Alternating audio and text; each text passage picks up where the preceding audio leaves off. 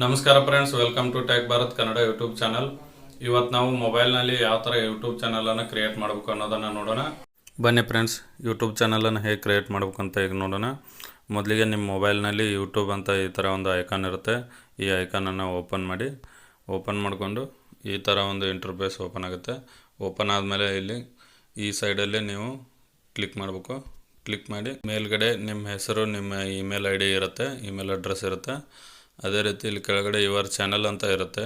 Your channel ಅಂತ ಇರುತ್ತಲ್ಲ, ಇಲ್ಲಿ ಓಪನ್ ಮಾಡ್ಕೋಬೇಕು. ಓಪನ್ ಮಾಡ್ಕೊಂಡ ತಕ್ಷಣ ಇಲ್ಲಿ ಯೂಸ್ ಯೂಟ್ಯೂಬ್ ಆ್ಯಸ್ ಅಂತ ಈ ಥರ ಕೇಳುತ್ತೆ. ಇದು ಅದಕ್ಕೆ ನಾವಿಲ್ಲಿ ಏನು ಮಾಡಬೇಕು, ಅದು ನಮ್ಮ ಇಮೇಲಲ್ಲಿ ಇರೋವಂಥ ಹೆಸರನ್ನು ತೋರಿಸುತ್ತೆ.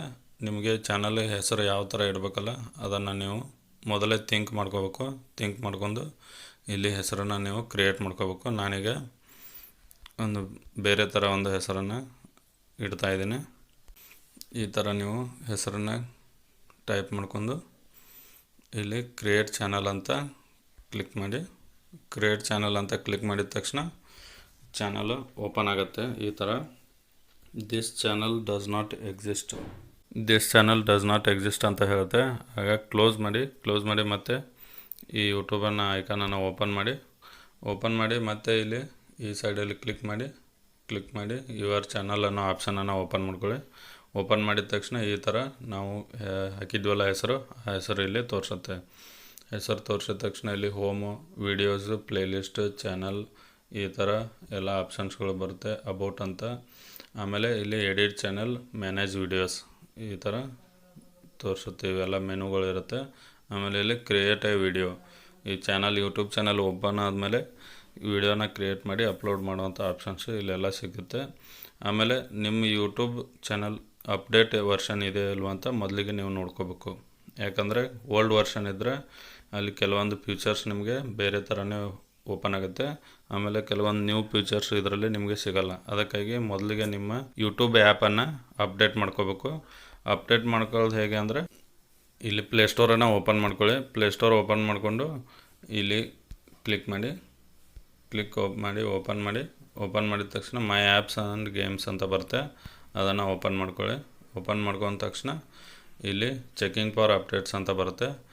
ಈ ಚೆಕಿಂಗ್ ಫಾರ್ ಅಪ್ಡೇಟ್ಸಲ್ಲಿ ನಿಮ್ಮ ಎಷ್ಟು ಆ್ಯಪ್ ಇದೆಯಲ್ಲ ಅದನ್ನೆಲ್ಲ ಓಪನ್ ಮಾಡಿಕೊಂಡು ಇಲ್ಲಿ ನೋಡಿ ಯೂಟ್ಯೂಬ್ ಅಂತ ಇದೆ.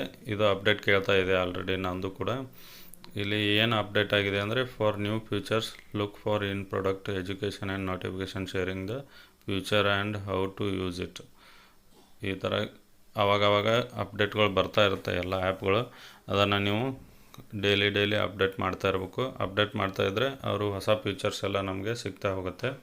ಈಗ ನಮ್ಮದು ಯೂಟ್ಯೂಬ್ ಆ್ಯಪ್ ಅಪ್ಡೇಟ್ ಆಗಿದೆ. ಈಗ ಓಪನ್ ಮಾಡೋಣ.